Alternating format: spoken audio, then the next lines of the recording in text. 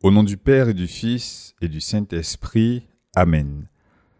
Mon Seigneur et mon Dieu, je crois fermement que tu es ici, que tu me vois, que tu m'entends. Je t'adore avec profonde révérence.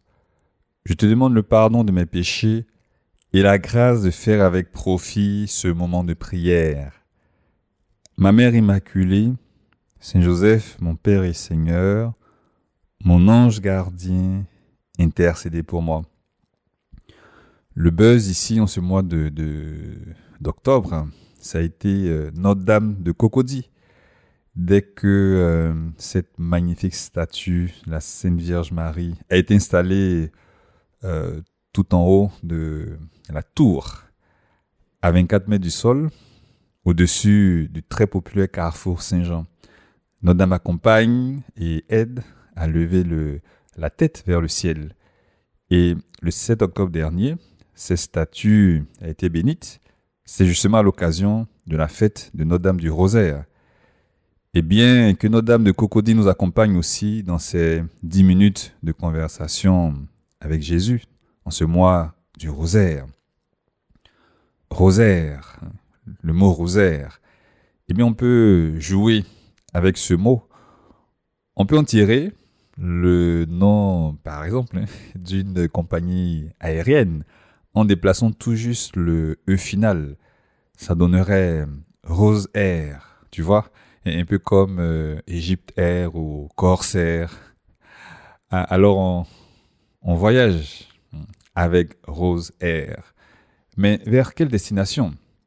C'est simple, avec Rose Air, on atterrit dans ta vie à toi, Seigneur Jésus. On revit les événements les plus marquants de ta vie, comme on le dit, les mystères de ta vie, depuis ta présence dans le sein de la Vierge Marie jusqu'à ton ascension, en passant par ton baptême, ta prédication, ta passion, ta mort et ta résurrection. Il y a 4 grandes destinations de Rose Air.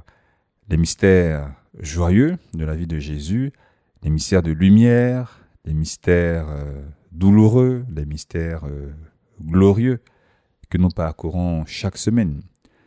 Et pour chaque jour, une destination nous est proposée.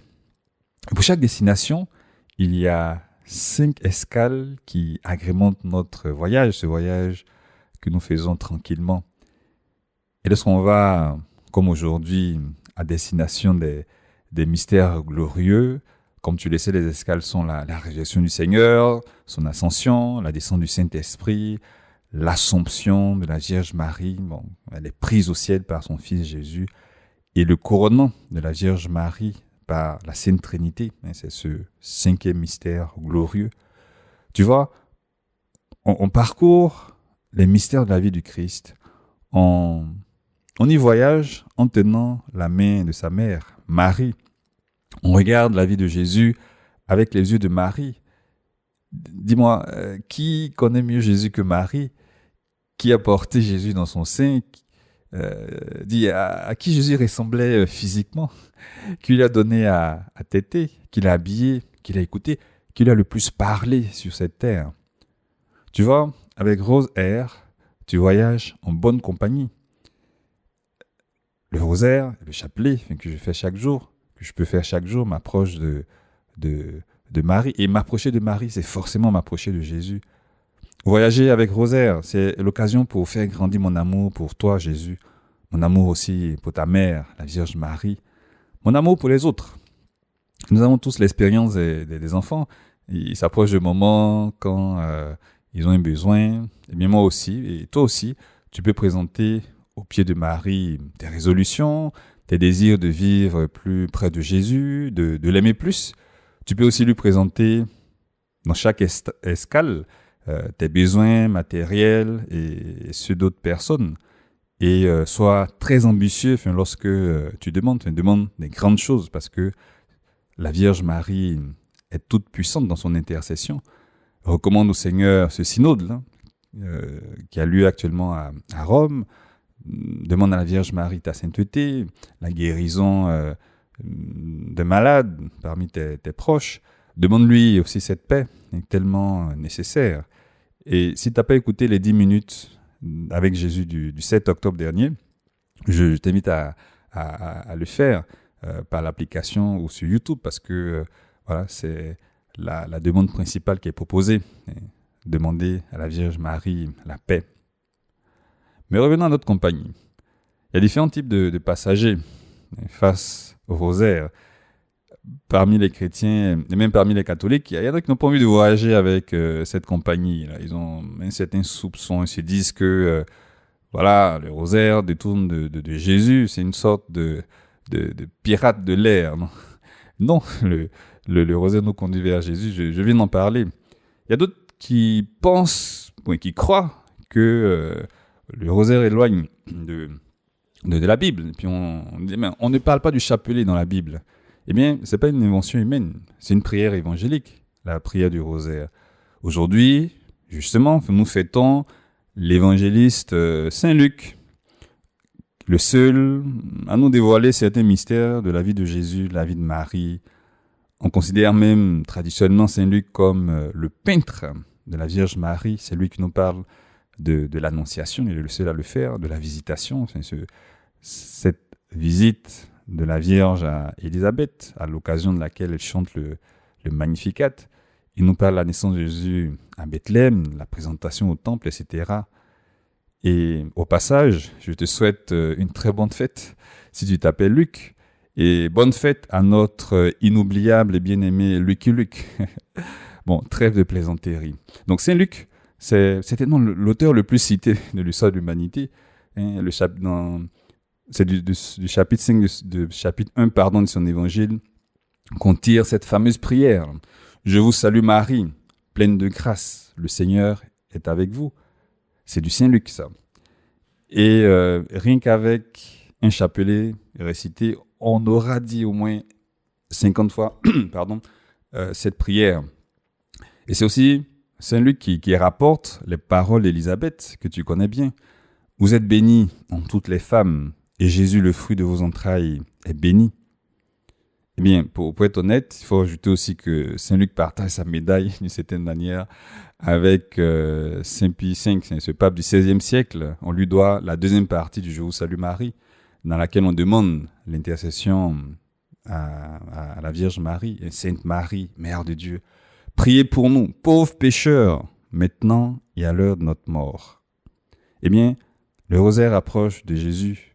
Et le rosaire est profondément biblique. Mais notre grand problème, pour ainsi dire, c'est la monotonie. Le fait qu'on répète justement la même prière, on dit toujours la même chose. Et dans le chapelet, on le fait 50 fois. Eh bien, Saint Joseph Maria, dans une considération spirituelle, dans un de ses livres nommé Sillon, il fait la considération suivante. Vierge Immaculée, je sais bien que je suis un pauvre misérable, que je ne fais qu'augmenter tous les jours le nombre de mes péchés. Tu m'as dit que c'est ainsi que tu parlais à Notre-Dame l'autre jour.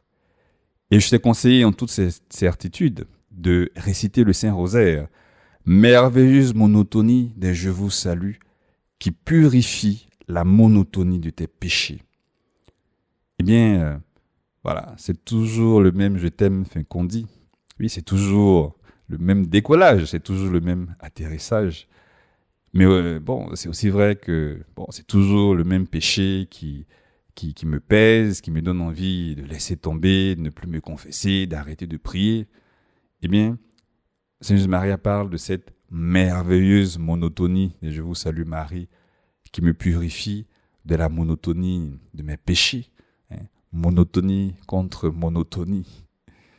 En somme, n'aie pas peur de voyager avec Rose Air, parce que prier le chapelet, c'est déposer 50 roses au pied de la Vierge Marie. Chaque Je vous salue Marie est une rose. Voilà, cette fleur qui est belle, qui a une si belle odeur, c'est un hommage aussi qu'on rend à la Vierge Marie, une occasion pour lui demander des choses. Peut-être que tu es un voyageur ou une voyageuse habituée de la classe économique, la business class, comme mes félicitations. Et même si c'était le cas, c'est sûr que peut-être il y a quelque chose à mieux faire, il y a plus d'attention à mettre. il y a l'effort pour réciter chaque jour le chapelet. Et puis, à la fin du chapelet, on peut réciter les litanies de Lorette. Je t'en laisse le lien dans l'application. On adresse à la Vierge Marie plein d'évocations qu'il a tous certainement. On a recours à elle, Mère du Christ, Vierge fidèle, Tour d'ivoire, Reine des apôtres, Reine de la famille, Reine de la paix. Et il se trouve que Notre-Dame de Lorette, c'est la sainte patronne et la protectrice des aviateurs. Encore le voyage, c'est beau, n'est-ce pas? Alors, mon cher, ma chère, bon voyage en toute sécurité avec Rose Air. Je te remercie, mon Dieu, des bonnes résolutions, des actes d'amour et des inspirations que tu m'as communiquées dans cette méditation. Je te demande de m'aider à les mettre en pratique.